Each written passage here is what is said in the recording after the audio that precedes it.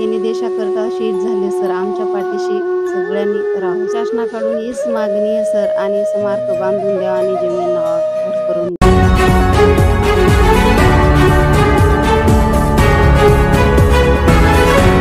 शहीद सुधाकर राठोड यांच्या स्मारकाचा प्रशासनास पडला विसर. देशात हौशागौशा व नेत्यांची जयंती व त्यांच्या नावाची कमानी, पुतळे व रस्त्यांना नावे देण्याचा मोठा ट्रेंड आहे. मात्र ग्लेशियर लेह येथे कर्तव्य बजावत असताना अंगावरती बर्फाचा ढिगारा पडून झालेल्या या दुर्घटनेत हिरानगर येथील शहीद जवान राठोड यांच्या स्मारकाचा विसर प्रशासनास पडल्याचे चित्र दिसून येत आहे. नमस्कार, मी सतीश वाघमारे. आपलं नवराष्ट्र माझा न्यूजमध्ये स्वागत आहे. आपण मुखेड तालुक्यातील हिरानगर या गावामध्ये आहोत. आपल्यासोबत वीर जवान सुधाकर राठोड यांच्या पत्नी आहेत. त्यांची प्रतिक्रिया आपण या ठिकाणी जाणून घेण्याचा प्रयत्न करणार आहोत. माझं नाव आशा सुधाकर राठोड. आपणास मुले वगैरे किती आहेत? 2 आहेत सर. 1 मुलगी 1 मुलगा. हो सर. शासनाकडून आपणास आतापर्यंत कशा प्रकारची मदत करण्यात आली? सर, शासनाकडून कोणतीच मदत मिळाली नाही. फक्त युनिटतून तेवढी मदत मिळालेली आहे. मुखेड तालुक्यातील हिरानगर येथील शहीद जवान सुधाकर शंकर राठोड हे 2006 मध्ये आर्मीमधील GD गणर या पदावर रुजू झाले.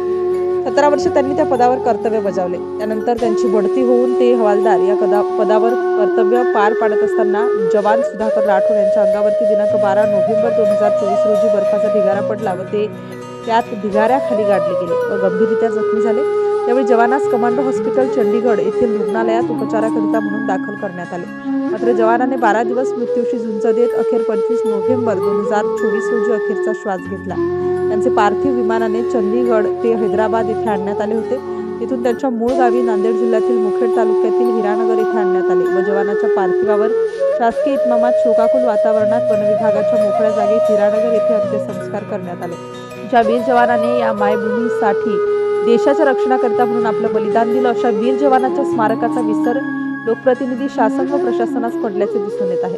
जवान सुधाकर राठोड यांना देशाचे रक्षण करताना वीर मरण येऊन 1 वर्ष लोटले आहे. मात्र केंद्र शासन व महाराष्ट्र शासनाकडून जवानाच्या कुटुंबास अद्यापही कुठलीच मदत मिळाली नसल्याचा आरोप शहीद राठोड यांच्या पत्नीने केलाय. या ठिकाणी स्मारक उभं राहावं म्हणून आपण शासनाकडे पाठपुरावा केलाय. हो सर, केलेत. आणि भाऊ पण जात होते प्रत्येक ठिकाणी. आणि इथं जा आणि तिथं जाच म्हणतात सर. त्यांनी असं तहसीलमध्ये म्हणतात सर. त्यांनी प्रत्येक ठिकाणी जातात ना, त्या ठिकाणी इथं जा आणि तिथं जाच म्हणतात सर. त्याच्यातलं एवढं त्यांना अनुभव नाही आहे सर. त्यांनी म्हणतात तिथंच जातात सर, पण कोणी लक्ष देत नसतात इकडे. काय मागणी? शासनाकडून हीच मागणी आहे सर. आणि स्मारक बांधून द्यावा आणि जमीन नावावर करून द्यावं सर. त्यांनी देशाकरता शहीद झाले सर. आमच्या पाठीशी सगळ्यांनी राहावं सर. आमची हीच मागणी. प्रत्येक ठिकाणी जातात सर, त्या ठिकाणी इथं जा आणि तिथं जाच म्हणतात. वर्ष झालं सर आमच्या अशीच कामं चालू. तुम्हाला असं कुठेतरी वाटते का की शासनाचं इकडे कुठे दुर्लक्ष झाले?